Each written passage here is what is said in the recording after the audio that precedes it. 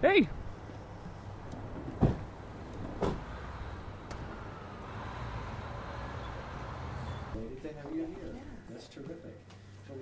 Well, Abbotsford is always key in as much as Abbotsford has always sent very, very strong MLAs to Victoria.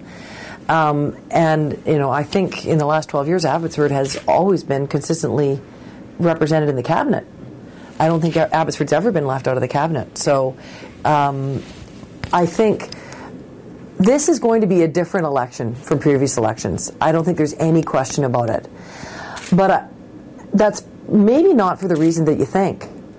I think the reason it's going to be different is because this is such an important election, and the choice, the difference between the two parties, the two main parties in the race, is so stark. I don't know that there's been an election where the choice has been this clear. Because what we are talking about, you know, where we're talking about taking our province in the future is very, very, very different. And this is important for Canada. Because if British Columbia decides to go down a different path on May 15th, we could be dropping out of Canada again, just like we did in the 1990s, where we were a have-not province. Well, you know what? In the 1990s, Canada was booming, Ontario was doing great, British Columbia was maybe on the take. Nobody minded so much. Now, British Columbia is one of two provinces that's balanced our budget. And we are one of a very small number of people that are contributing to the national treasury. Canada can't afford to do without British Columbia. So this election matters not just for the people here and for our kids and their futures. It matters for every single Canadian this time. The stakes are high, and the choice is very stark. And all the kinds of things that we need that can only be provided if we have a strong and vibrant economy.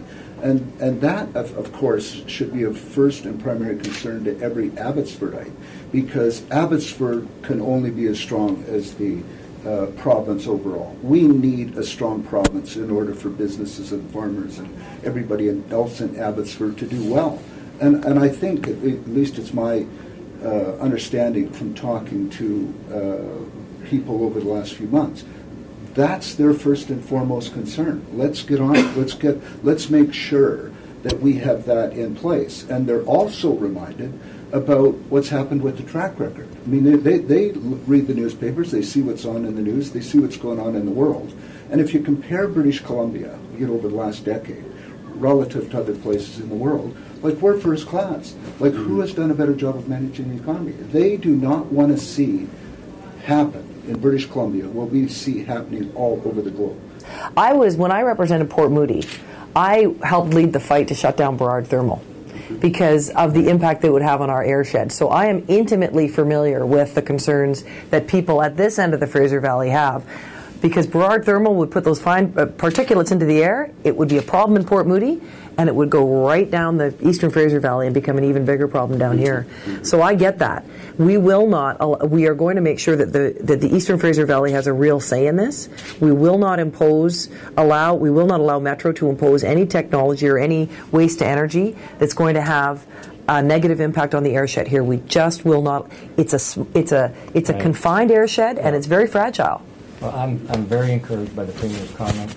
I serve on the Regional District Board. We're unanimous with our concerns. And I'm hearing the Premier say this government is going to be fully involved in consultation. It's not going to be about Metro Vancouver imposing its views. So I can tell you this, if I'm elected as MLA for Abbotsford Mission, I'll be there to stand firm for this area with regard to protecting our air quality, whatever it takes. You couldn't do better than someone like Simon at the provincial level to speak to this issue, I don't think. There are very few people who know more about it in the province than he does.